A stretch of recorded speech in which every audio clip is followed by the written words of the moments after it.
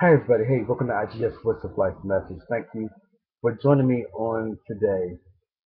Today I had a very special word I want to drop today, and it's I want to talk today really briefly on love.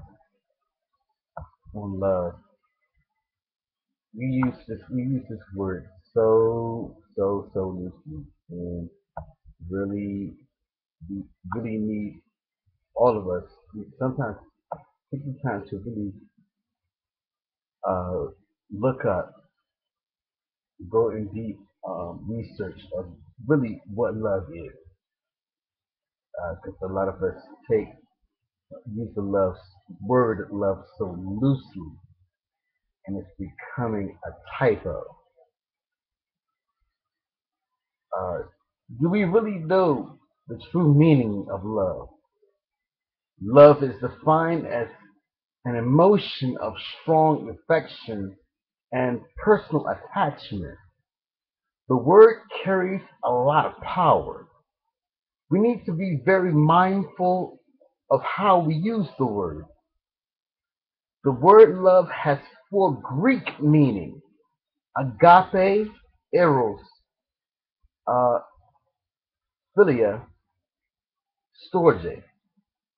Uh, Briefly, I'm going to try to as quickly break these four Greek words down.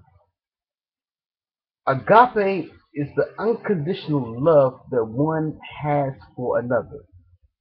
The greatest example of agape love is God giving his son as a supreme sacrifice for our sins. But God shows his love for us in that while we were yet sinners, Christ died for us. Christ loved us in spite of the lack of love that we show to him. My mother, in her sermon a couple of weeks ago, described agape love as one-way love.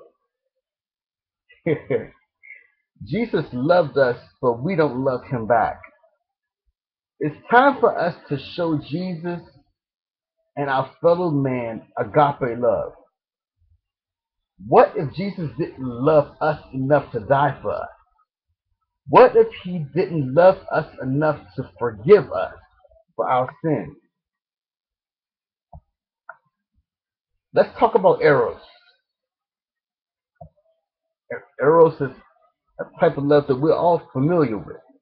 Eros is defined as intimate or erotic.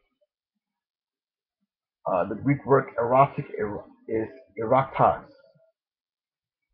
Love in the sense of being in love or loving someone. The author C.J. Lewis, one of my favorite authors, identifies eros as indifferent. It is Venus that desires the sexual aspect of a relationship, while eros, the Greek god, longs for the emotional connection with the other person. Lewis concludes that eros can become a god to people who fully submit themselves to it. He says that it can be an extremely profound experience for people, even up to the point of suicide attacks and furious refusals to part. Eros may feel good at the time, and, but suddenly turn toxic.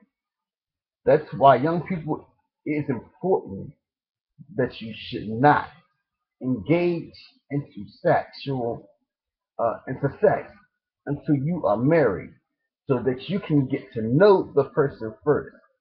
Please don't just jump into a relationship just because the guy looks good.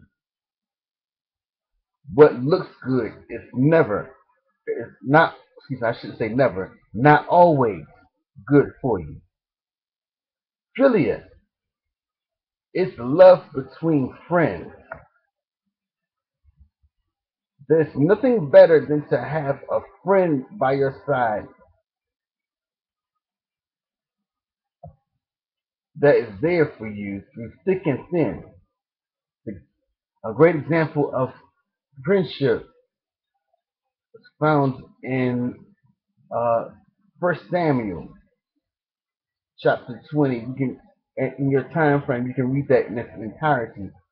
It tells the story of Jonathan and David. Jonathan risked his life to protect David from Saul. Imagine your parents telling you to go and get Saul, your best friend, so he could kill him. Imagine that. Jonathan did everything possible to protect David from his angry father. As I said, you can find this story in 1 Samuel 20. Read the chapter in its entirety. Great story.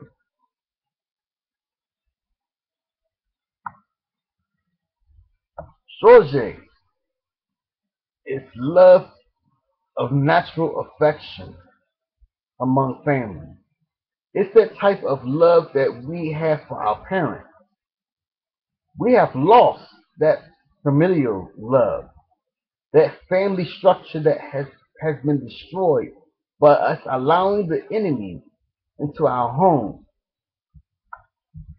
and running rapid within our home. Along with familial love, we need to restore the love of God back in our home. Saying it's true, charity indeed starts at home. Closing, learn the types of love and place them in your mind.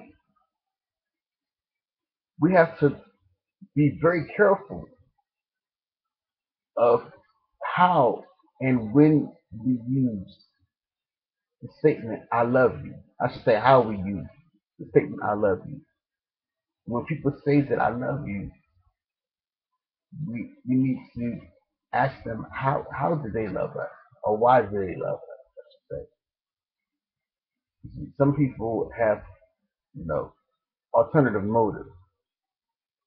Be watchful as well as prayerful. Be blessed.